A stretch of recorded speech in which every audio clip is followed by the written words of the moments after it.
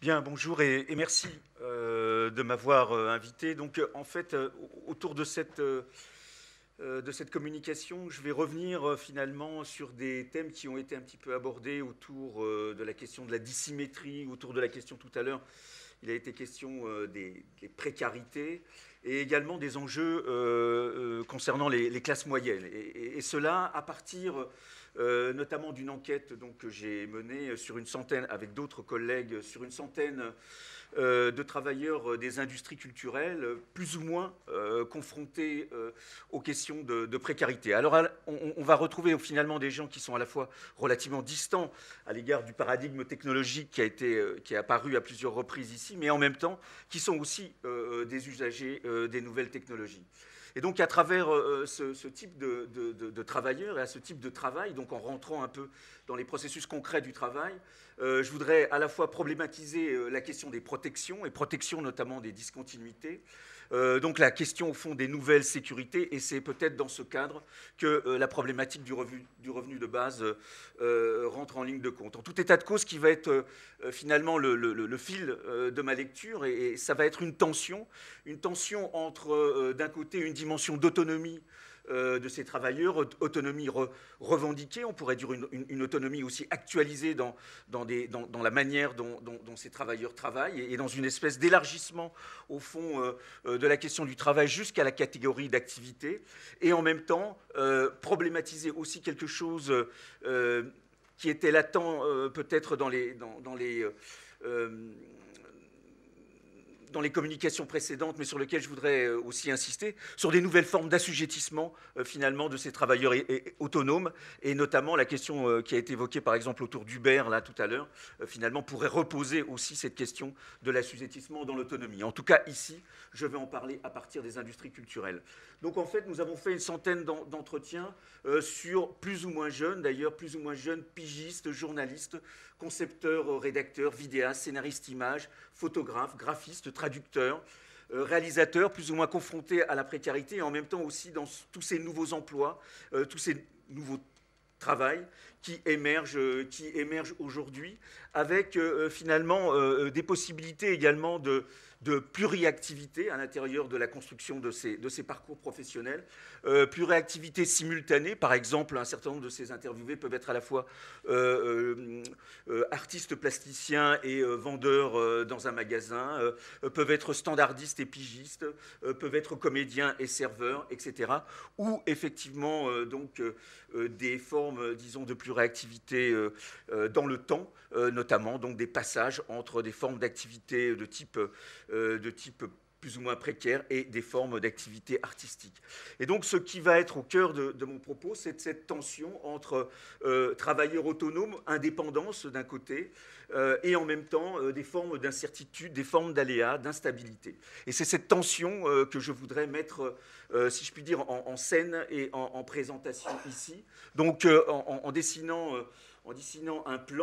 plan donc qui va être en deux parties, pourrait-on dire. D'abord, ce que je vais appeler une reconfiguration du sensible dans l'activité et la production, puisque autour de ces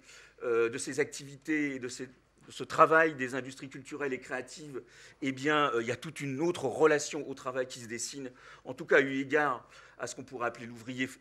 fordiste, mais aussi plus largement d'ailleurs le travailleur des organisations. Finalement, on va voir que ce ne sont pas des travailleurs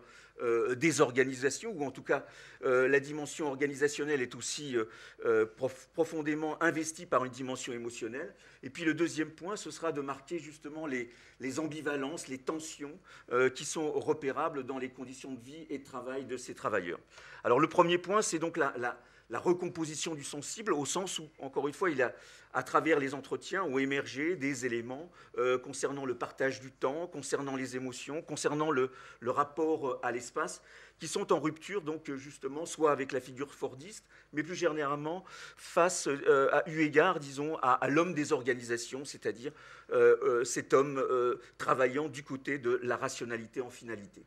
Alors, voici les éléments qui apparaissent. qui apparaissent. Donc d'abord, on pourrait dire un repartage temporel et spatial de la distribution du rapport entre le professionnel et le privé. Je veux dire par là que finalement le temps de travail a tendance à se dilater, ou en tout cas à prendre un caractère d'irrégularité, à la fois en fonction des demandes, des sociabilités au fond productives, et finalement également au niveau de l'espace,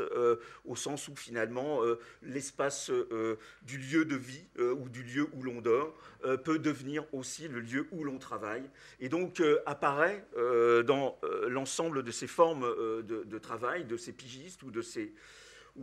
ces artistes, au fond, ce que Sergio Bologna a appelé la domestication du travail, hein, au sens où la rupture institutive qui caractérisait au fond une certaine figure du travail jusqu'à présent, à savoir la distinction entre finalement le professionnel et le privé, eh bien, se dilue, devient poreux, et au fond, il y a une certaine perte d'altérité du travail. Travail donc qui devient familier, on verra que cette familiarité du travail qui peut finalement apparaître comme positive peut aussi avoir des aspects négatifs. Je pense par exemple aussi à ce que dit par exemple un collègue sociologue sur la manière dont les récits ouvriers parlaient, ou même on pourrait des récits des employés pouvaient dire sur la question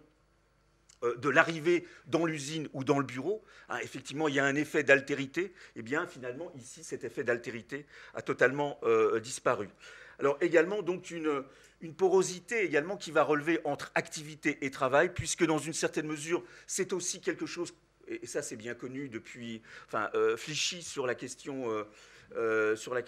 notamment du numérique y insistait, c'est-à-dire que finalement, un certain nombre de gens ont pu apprendre dans l'espace de l'activité quelque chose qui va devenir un élément de leur travail. Hein, donc il y a toute cette dimension et cette porosité entre l'espace d'activité et l'espace de travail, mais aussi des formes de porosité plus banales. Par exemple, une jeune femme qui me dit qui est vidéaste, qui me dit donc qu'elle travaille par ailleurs à certains moments de manière plus ou moins discontinue, mais elle me dit je pars en vacances et je vais faire une vidéo sur ma grand-mère, sur finalement toute une histoire, etc., toute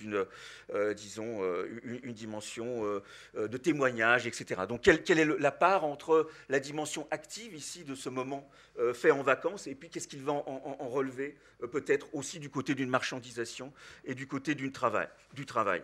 Également, donc, un déplacement, encore une fois, d'une sorte d'éthos qui a quand même caractérisé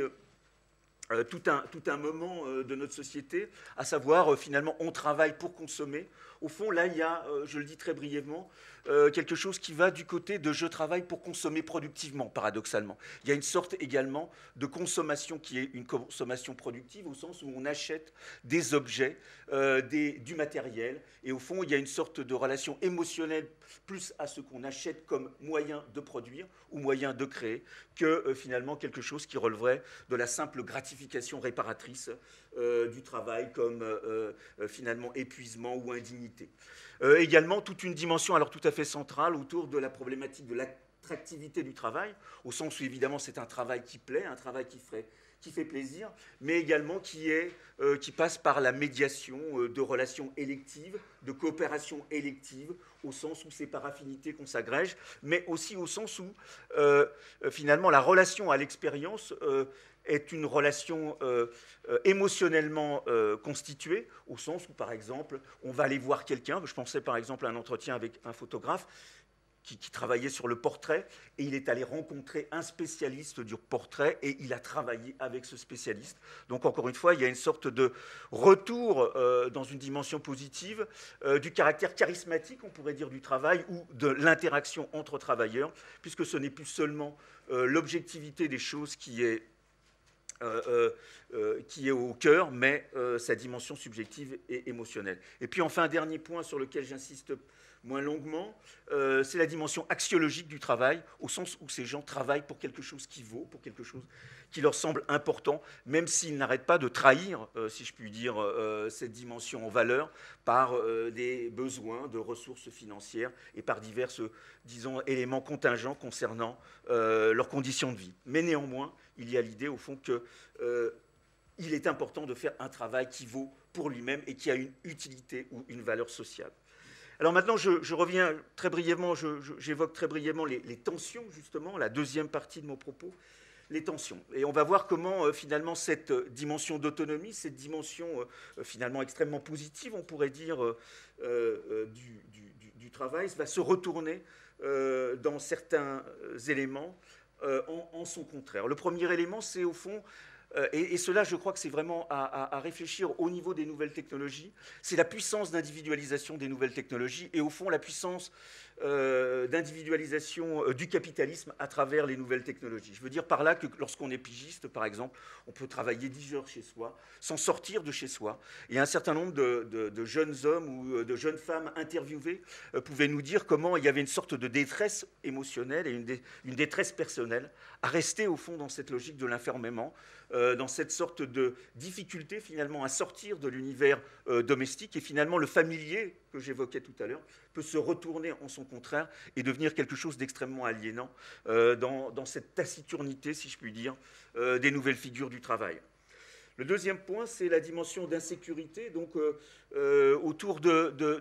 l'exigence de disponibilité. On a affaire souvent donc, à des travailleurs autonomes, des travailleurs indépendants, éventuellement qui oscillent entre un travail précaire et salarié, et donc un travail indépendant. Et au fond, tout se retrouve, la vieille problématique marxienne que le salariat moderne avait réussi à éviter, à savoir assurer la continuité, c'est-à-dire assurer la continuité du revenu dans la discontinuité du travail. Et donc effectivement, on se retrouve avec, à travers cette dialectique de la continuité du revenu et de la discontinuité du travail dans des formes d'assujettissement qui peuvent être des formes d'assujettissement nouvelles, au sens où effectivement, finalement, le besoin de travail comme besoin de revenu devient effectivement un rapport de chantage qui pourrait être mis en place par là. Également, donc, tout un ensemble de fragilités liées et qui va faire écho donc, à cette dimension d'insécurité, toutes ces dimensions, au fond, de fragilité relationnelle au sein des rapports de reconnaissance que j'ai évoqués, hein, au sens où les erreurs, un certain nombre d'erreurs, un certain nombre d'écueils qui ont pu être faits par le travailleur autonome, eh bien, plutôt, non, un certain nombre d'erreurs qui peuvent être faites dans le procès de travail, eh bien, finalement, ceux qui sont du côté du donneur d'ordre, hein, puisque c'est souvent aussi des rapports de sous-traitance, eh bien, vont le mettre sur le dos du travailleur indépendant, et par là même, donc, lui prêter la responsabilité et les tensions également de ce que peut être des retards en termes de délai, etc., etc. Et ce point-là, c'est très intéressant, se retrouve également au niveau coopératif et au niveau finalement affinitaire même, puisque souvent un certain nombre de ces travailleurs expliquent qu'ils travaillent, même lorsqu'ils n'ont pas besoin de travailler, mais parce que c'est un ami ou un futur coopérant qui leur demande, et que par là même, coopérant avec cet ami ou ce collègue, eh bien, ils trouveront du travail ou ils trouveront éventuellement des formes, des occasions de travail lorsqu'ils en auront besoin auprès de ces collègues. Donc il y a toute une relation extrêmement complexe et en tension, si je puis dire, de la familiarité, là encore. Une fragilité, évidemment, au sein d'un rapport aux entreprises, hein, puisque finalement, encore une fois, tout ce qui va relever de l'échec, tout ce qui va relever également d'un investissement, ne serait-ce même, je pense par exemple à un entretien que j'avais mené sur quelqu'un qui avait commencé, disons, un projet publicitaire pour une entreprise. Il avait donc présenté divers projets qui lui avaient coûté, et finalement, ces projets, ils avaient été à sa charge, et donc par là même, il avait perdu de l'argent alors qu'on lui avait refusé ces projets. Dernier point, autour effectivement de l'attractivité et de l'affectivité du travail, c'est la relation aux intensités. Je pense qu'il est très important aujourd'hui de repérer à l'intérieur du travail cette dimension émotionnelle de l'intensification et de l'intensité, au sens où il s'agit aussi de quelque chose d'extrêmement plaisant de la part du travailleur, y compris du travailleur autonome. En ce sens-là, un certain stress d'ailleurs peut être extrêmement gratifiant et peut être vécu de manière extrêmement gratifiante. Mais on voit comment les mécanismes d'isolement de ces travailleurs peuvent avoir des conséquences en termes de burn-out, en termes d'épuisement, puisque finalement, la dimension du contrôle, la dimension d'une régulation, on pourrait dire collective, eh bien, se perd dans cette individualisation du travail. Donc voilà ce que je voulais vous présenter en posant un certain nombre de questions. Au fond, d'abord en insistant sur, et je pense que ce point est tout à fait fondamental, c'est sur l'importance, et ça rejoint des propos tenus précédemment, c'est sur l'importance de la catégorie de travail et la catégorie d'activité, hein, pour rendre compte de l'ensemble de ces expériences, plutôt que de la catégorie d'emploi. Hein. Et c'est là que finalement quelque chose va rebondir, peut-être de l'enjeu du revenu de base, c'est qu'il me semble que pour construire ces sécurisations, construire cette sécurisation de l'indépendance et construire une sécurisation de cette autonomie, eh bien, il y a plusieurs options qui peuvent se présenter. J'en présenterai 3 parce que finalement je n'ai pas d'avis tout à fait défini et déterminé là-dessus. Je pense par exemple à la manière de Stigler un peu peut-être élargir le statut de l'intermittent, hein, et de quelque chose qui puisse prendre en compte les intermittences et donner une continuité à ce qui est discontinu à travers une protection. Il y a effectivement, je crois, tout ce que vous développez aujourd'hui autour de la question du revenu de base. Il y a également une autre perspective qui, à mon sens, peut être aussi intéressante, c'est le thème de Suppiot autour de l'idée d'un état professionnel des personnes, hein, qui est aussi travaillé par d'autres courants et par d'autres champs de réflexion. En tout état de cause, ça me semble très important d'essayer de construire des formes d'énoncés à la fois juridiques, symboliques, qui puissent prendre en compte toutes ces dimensions émotionnelles, toutes ces dimensions d'autonomie qui émergent aujourd'hui dans la société et peut-être en alternative à ces pertes d'emploi dont il était question tout à l'heure. Je voulais également insister sur le fait que j'ai travaillé principalement sur les industries, et je vais terminer là-dessus, j'ai principalement travaillé sur l'univers des industries culturelles, donc quand même, et effectivement au cœur d'un enjeu de précarisation des classes moyennes, d'un enjeu de précarisation, mais aussi d'un enjeu d'autonomie des classes moyennes. Il me semble, mais ce serait beaucoup plus difficile à montrer, mais je crois qu'un certain nombre de jeunes sociologues aujourd'hui mènent des enquêtes là-dessus, il me semblerait tout aussi possible de trouver les mêmes éléments concernant l'activité et concernant le travail dans des milieux plus populaires, et notamment je pense à de jeunes collègues qui ont mené une enquête sur Roubaix-Tourcoing, et où justement où il y a effectivement donc un processus de désindustrialisation manifeste, et donc un problème également d'identité même des anciennes générations de travailleurs et des nouvelles générations qui n'ont pas de travail. Et par exemple, il montre très bien qu'autour, par exemple, de la mécanique auto, autour donc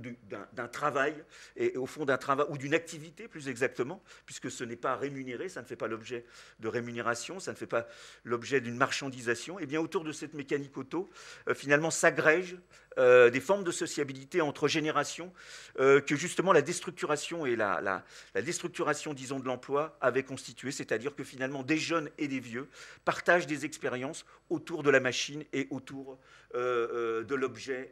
industriel ici. Donc voilà, toute une réflexion, et là, effectivement, l'idée de revenu de base pourrait évidemment intervenir. Voilà tout un champ de réflexion, en tout cas, sur les enjeux d'une sécurisation des nouvelles indépendances et des nouvelles autonomies, qui sont aussi des nouvelles précarités. Merci. Merci beaucoup.